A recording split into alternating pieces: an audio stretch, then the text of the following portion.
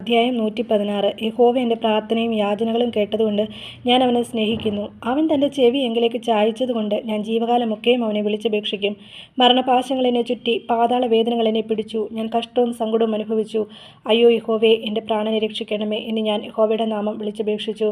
യഹോവ കൃപയും നീതിയും ഉള്ളവൻ, നമ്മുടെ ദൈവം കരുണയുള്ളവൻ തന്നെ. യഹോവ അല്പബുദ്ധികളെ പാലിക്കുന്നു.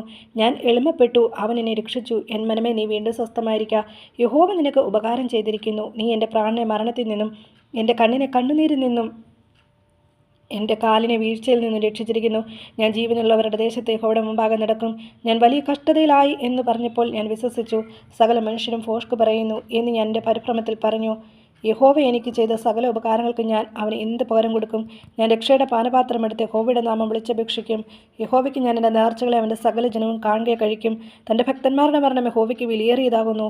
യഹോവേ, ഞാൻ നിൻ്റെ ദാസൻ ആകുന്നു, നിൻ്റെ ദാസനും നിൻ്റെ ദാസിൻ്റെ മകനും തന്നെ. നീ എൻ്റെ ബന്ധനങ്ങളെ അഴിച്ചിരിക്കുന്നു. ഞാൻ നിനക്ക് സ്തോത്രയാഗം കഴിച്ച് യഹോവയുടെ നാമം വിളിച്ചപേക്ഷിക്കും. യഹോവയുടെ ആലയത്തിൻ്റെ പ്രാകാരങ്ങളിലും യെരൂശലേമിൻ്റെ നടുവിലും ഞാൻ യഹോവയ്ക്ക് എൻ്റെ നേർച്ചകളെ അവൻ്റെ സകല ജനവും കാണുകയെ കഴിക്കും. യഹോവയെ സ്തുതിപ്പിൻ. സങ്കീർത്തനങ്ങൾ അധ്യായം 117. സകല ജാതികളുമായുള്ളവരെ യഹോവയെ സ്തുതിപ്പിൻ. സകല വംശങ്ങളുമായുള്ളവരെ അവനെ പുകഴ്ത്തുവിൻ. നമ്മോടുള്ള അവൻ്റെ ദയ വലുതായിരിക്കുന്നു. യഹോവയുടെ വിശ്വസ്തത എന്നേക്കും ഉള്ളത്. യഹോവയെ സ്തുതിപ്പിൻ. ആമേൻ.